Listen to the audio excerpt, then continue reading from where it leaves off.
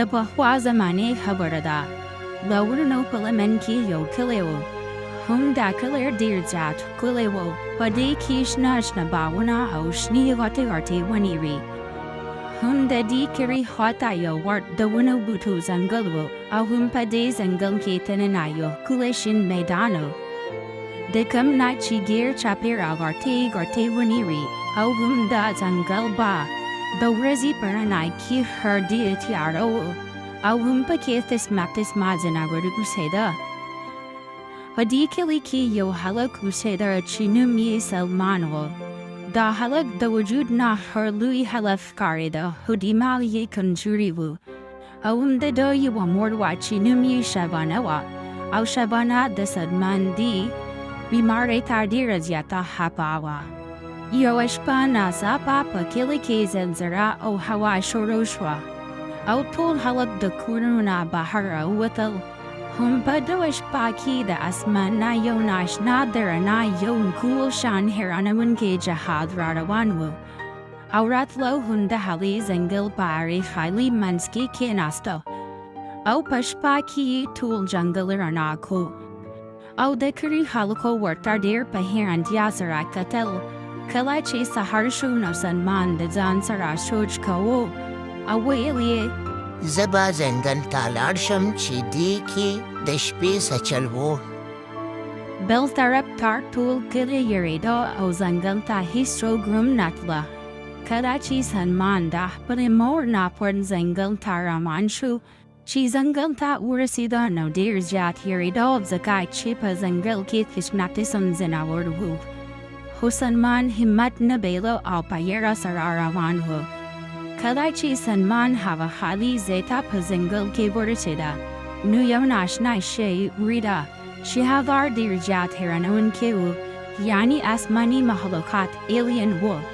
سلمان ډېر زیات وېرېده او الین ورته وویل مه یېرېږه، زه تا ته څه نه وایم، ما ځان سره بوځه. بس هم سلمان یې په یره خواله ورغی او بیا یې الین خپل ځان سره کور ته راوسته او د خپلې مور سره یې میلاو کړ او ورته یې وویل مور ته هم د شپې د اسمان د ستورو نه راغلی دی او اوس به زموږ سره اوسېږي. مور یې ورته وویل بچیا هم زموږ سره به اوسېږي، تاسو دواړه زما زامن یې. کله چې سهار شو نو سلمان سکرین ته لاړو او د سلمان مور الین ته د سلمان ټوله کیسه وکړه. نو الین ورته وویل زه به د سلمان دا ټولې مسلې ختمې کړم. په دې خبرې سره د سلمان مور ډېره خوشحاله شوه او په حیرانتیا سره یې ورته وویل دا خو به تا ډېر ښه وکړې.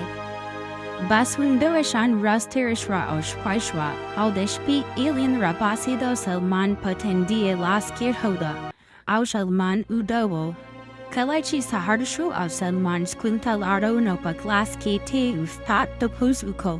نو سلمان زر لاس چوټ کړ او جواب یې ورکړ.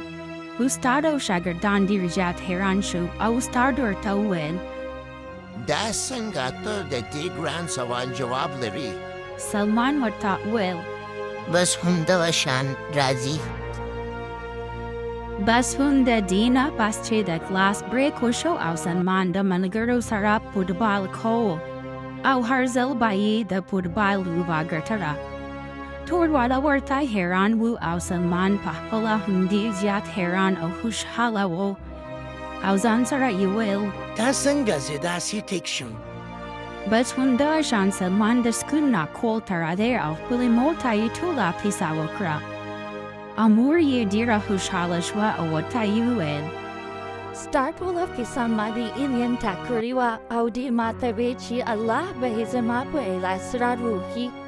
بس همدغه شان سلمان د الین د علاج سره روغ شو او بیا به سلمان، الین او د هغه مور خوشحاله یو ځای په کور کې اوسېده.